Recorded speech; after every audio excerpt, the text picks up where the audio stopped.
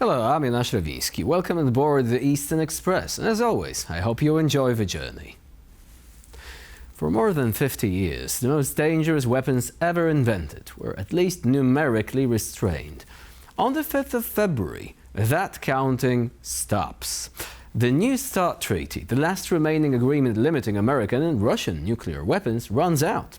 And with it ends more than half a century of rules, ceilings, inspections and mutual suspicion, carefully managed through numbers instead of panic. For the first time since the early 1970s, Washington and Moscow will have no legally binding limits on how many nuclear warheads they can deploy. No caps, no inspectors peeking into silos and pretending they trust what they see. Which begs us to question, what happens now? Without further ado, let's take a look at our latest report to find out more. Despite adversarial relations between Washington and Moscow dating back to the Cold War, one area of mutual agreement has brought their leaders together for decades: arms control. That consensus now faces uncertainty, however, as the expiration of New START, the most recent nuclear arms reduction treaty between the United States and Russia, looms. Signed in Prague in April 2010, New START is set to expire on February 5, 2026. The treaty has long limited the size of the United States' and Russia's respective nuclear arsenals and established procedures for mutual verification, allowing each side to conduct up to 18 compliance inspections annually. That framework began to unravel in February 2023, when Vladimir Putin announced that Russia would suspend its participation in the treaty, effectively halting U.S. inspections of Russian nuclear facilities. Yet Moscow has signaled that it may still seek an agreement with Washington. At a September 2025 meeting of Russia's Security Council, Putin warned that a complete rejection of New START would be a strategic mistake and offered to maintain limits on Russia's strategic nuclear arsenal. To avoid provoking a further strategic arms race and to ensure an acceptable level of predictability and restraint, we believe it is justified to attempt to maintain the status quo established by the New START Treaty during this rather turbulent period.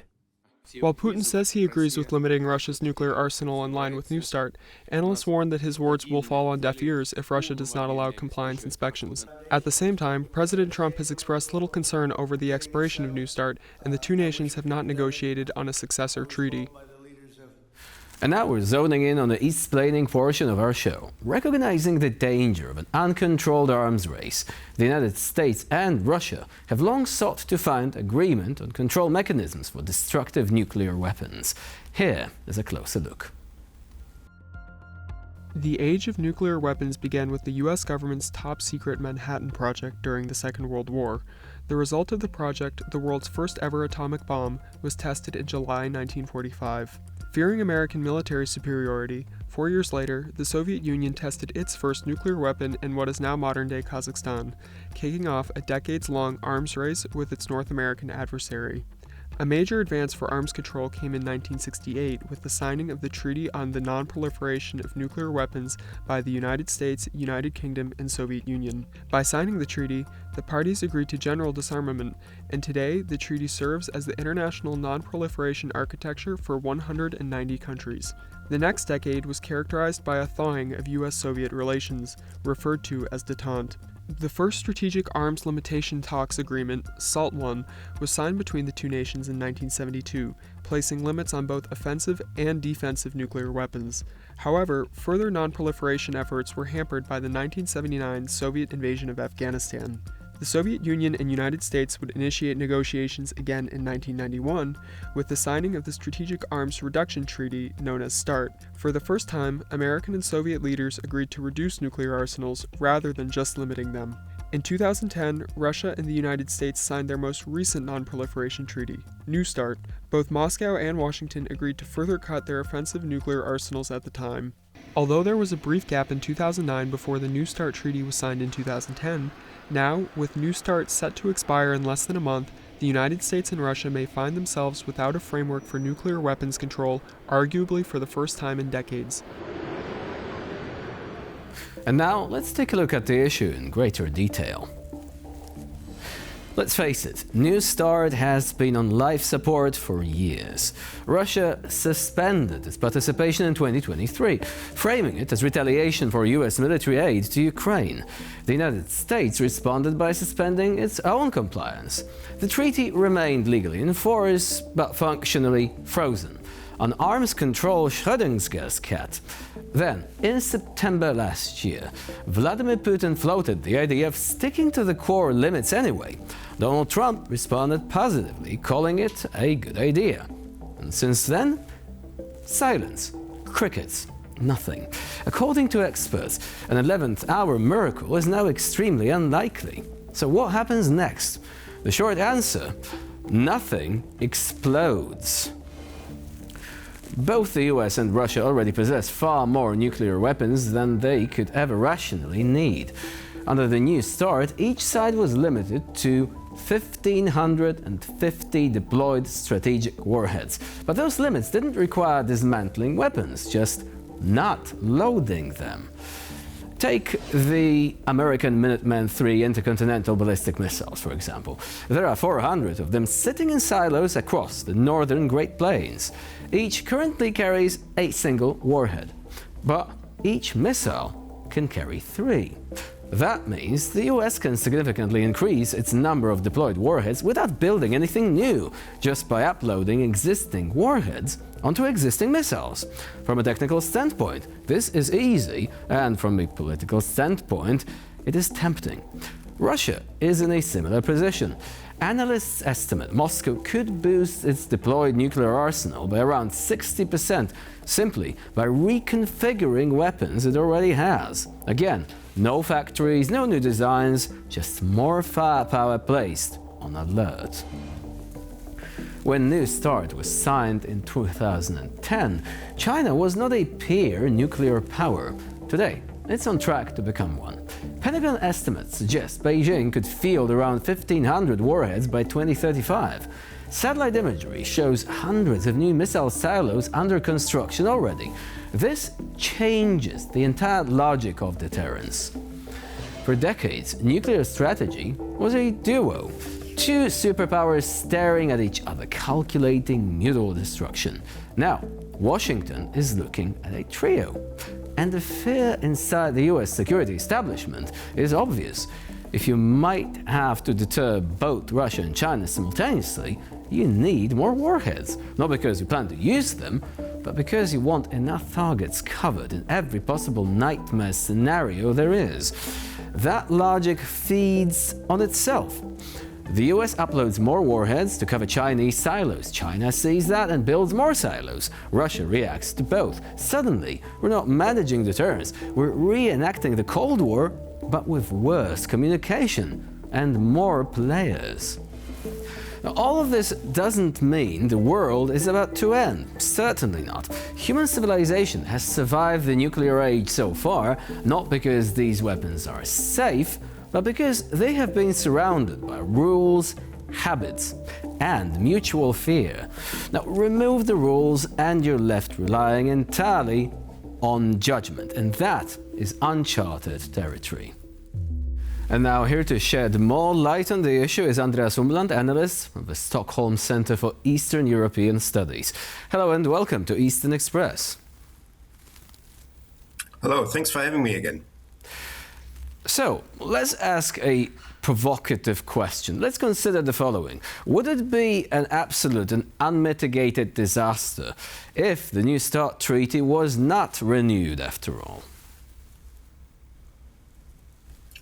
I'm not sure this is going to be actually such a big issue, because the capacity of Russia to hold a large arsenal of nuclear weapons has declined rapidly.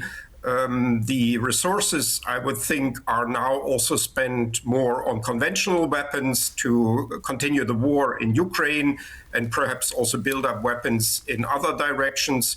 So these larger strategic considerations, at least that is my impression, they have lost a bit of their relevance for the West, because there are now these topical conflicts and the more urgent needs of supporting Ukraine and of some sort of acceptable outcome of the Russian-Ukrainian war, as well as defending Europe against hybrid warfare. But does it mean the threat is gone, really? I mean, there are two things to consider. One of them is Russia. It still has a considerable amount of nukes. Indeed, some people think it's the only thing that keeps Russia relevant on the international stage, is the nuclear weapons. It's also working on weapons programs like the Burevestnik cruise missile, which seem to be designed specifically to skate under the requirements of the New START treaty anyway.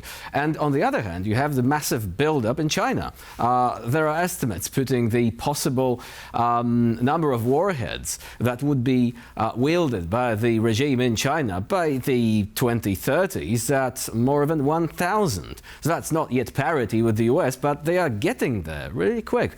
So do you think that this issue in itself is no longer relevant? Or is the old approach to the issue being made irrelevant by the recent developments? Yes, if one takes China into the equation, then of course the issue is relevant. My somewhat dismissive comment here was rather on Russia's capacity to increase its nuclear arsenal and even to hold up its current nuclear arsenal because of the economic limitations that Russia has. With China, of course, the story is a very different one.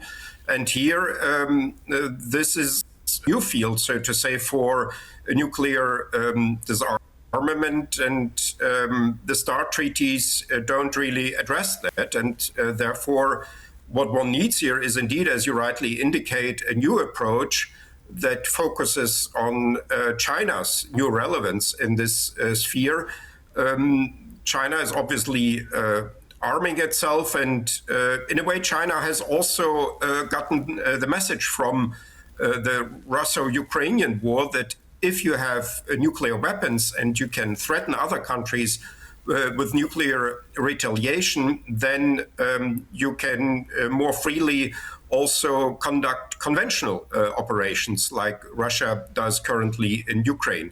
So this is indeed a new issue here, and one could even speculate further that if the Russian-Ukrainian war ends with a so-called Siegfrieden, a victorious peace for Russia, so that Russia comes out of it with gains, then nuclear proliferation will become a worldwide issue, because then many countries will take their lessons from how nuclear weapons in Russia's possession played a role for Russia increasing its territory and committing genocide and so on the one side, and the non-possession of nuclear weapons by Ukraine played a deadly role for Ukraine, in that its territory is being reduced, its children deported, its towns erased, and so on. So the topic as such is certainly relevant, and maybe even more relevant than before. Especially since Ukraine has actually made the choice to give away its nuclear weapons at one point in exchange for security guarantees that simply didn't work as intended. Now, do you think that this is a really bad time for non-proliferation, but also for arms control treaties? What should be prioritized in such an environment? Should we focus on limiting the number of warheads for specific nations? Or perhaps should we shift that focus into methods of communication, early warning, hotlines between countries to avoid accidental use of nukes, which could spark potentially a deadly, all-encompassing conflict? I would basically support all of that, what you just mentioned, but the most dangerous thing here is, and the novel really phenomenon that we have for the last 10 years now with this Russian war against Ukraine, is that the whole the whole logic of nuclear non-proliferation has been put on its head in that the pressure on Ukraine to give away its nuclear weapons, to not construct new nuclear weapons, the entry of Ukraine into the nuclear non-proliferation treaty has basically prepared the attack by an official nuclear weapons state on Ukraine, and is now giving also Russia an instrument to deter other countries from getting involved in that. Remember that when Iraq annexed Kuwait in 1990, there was very quickly then the next year a coalition of various countries that reversed this annexation, and that is how it should be. But in the case of Ukraine, the military help for Ukraine is only indirect. It's only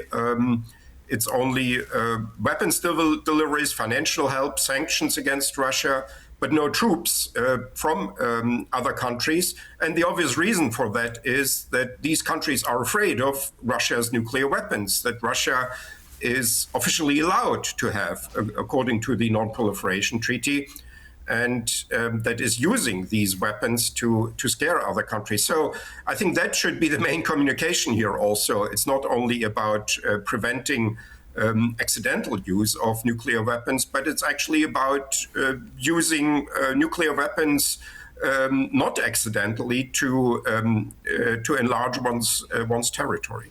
So what do you think the Trump administration is going to do? They are facing the expiry of the existing treaty with Russia. They're also facing the rising threat from China, so they don't want to be constrained by essentially limiting their number of warheads vis-a-vis Russia and allowing China to grow uninhibited on the side of it. Do you think they're going to try extend it, create some sort of new arrangement, or simply think of a completely different approach? Do you think that anything like the New START treaty would be on the agenda for Washington today, given that they might be forced to increase the number of nukes simply because they are facing this two-peer problem? Two countries possibly having hostile intents and the nukes to back them up, as opposed to the USSR back in the Cold War era. Yes, I think a new treaty would only make sense if it includes China, because China is building up its nuclear arsenal, and because there is this alliance, de facto, I would say at least alliance between Russia and China, two authoritarian states or partly totalitarian states, even including other similar states like North Korea and Iran. And they are cooperating, they are supporting Russia in its war against Ukraine. So China would have to be a part of a new arrangement. I don't think it makes much sense for the US to go for new arrangements just with Russia. But in fact, China has much more capacity to increase its nuclear arsenal and to modernize it. And there is also the rogue state, North Korea. They have nukes as well, and they're not covered by any arrangements. So that is another problem there, right? Yes, exactly. And the lesson so far from this war is that it's beneficial for North Korea to have these nuclear weapons, because then it can sort of go into an alliance with Russia, then benefit from such an alliance. And it is free to do all of these things, of course, because it has nuclear weapons, because nobody will attack North Korea for such behavior. And this whole architecture of non-proliferation treaties, of limitations of arms control, and even I would include here the conventions on biological and chemical weapons, is currently under question. And I think the outcome of the Russian-Ukrainian war will be crucial for the survival of this architecture to which we have become used to this non-proliferation and arms control and limitations and so on. But that will all be void if Ukraine comes out here with a permanent loss and with an unjust peace. So even though the Cold War has ended, the question that people were asking throughout this entire period, will the warheads rust in peace? It remains as valid as before, or even more valid actually, in the world of today. Andreas Umland was our guest today here on TVP World. Thank you very much for joining us and for sharing your insight and expertise. Thank you. Thanks for having me again. And now we move on to the Eastern News Flash, a curated selection of all the other stories from the East that you absolutely don't want to miss. Nearly 4 years into Russia's full-scale invasion of Ukraine, losses among senior officers are offering a stark insight into the scale and intensity of the war. Since the invasion began, at least 19 Russian generals are believed to have been killed according to assessments based on Russian and Ukrainian reporting. However, not all of the deaths were officially acknowledged by Moscow. Senior officers have been killed in a range of circumstances, including near the front lines, in strikes on command posts, aviation incidents, explosions, and suspected acts of sabotage. Western officials estimate that the total Russian military casualties, killed and wounded, may be approaching 1.15 million. The loss of high-ranking commanders highlights the sustained strain the war has placed on Russia's military leadership. Iraq has moved to prevent its citizens from being drawn into Russia's war against Ukraine, announcing new measures aimed at stopping the recruitment of Iraqi nationals into foreign armed forces. Iraqi authorities are establishing a special government commission to investigate and prevent the recruitment of Iraqi youth to fight in Russia's war against Ukraine. The body will operate in coordination with Iraq's Supreme Judicial Council and focus on identifying recruitment networks and addressing related legal violations. Iraqi officials have warned that mercenarism is a serious crime under national law and can carry penalties of up to life imprisonment. Baghdad has framed the move as part of its broader policy of neutrality and non-interference in foreign conflicts. Ukrainian officials have previously warned that Russia continues to recruit foreign nationals through financial incentives, promises of citizenship, and legal amnesties. A deepening confrontation between Armenia's government and the country's most powerful religious institution is approaching a critical moment, as Prime Minister Nikol Pashinyan intensifies pressure on the head of the Armenian Apostolic Church. Prime Minister Nikol Pashinyan has openly vowed to force the resignation of Karakin II, the church's longest-serving patriarch, accusing him of moral and political misconduct. Pashinyan alleges that Karakin violated clerical vows by fathering a child and claims the patriarch maintains ties to foreign security services, allegations the church leader has rejected while refusing to step down. The Prime Minister has framed the dispute as part of his broader reform agenda, accusing the church's leadership of improper political interference. Pashinyan has drawn parallels to the 2018 removal of former President Serge Sargsyan, signaling that sustained public pressure could again force leadership change. And for this episode of Eastern Express, it's the end of the line. Please stay with us here on TVP World for more latest news and updates.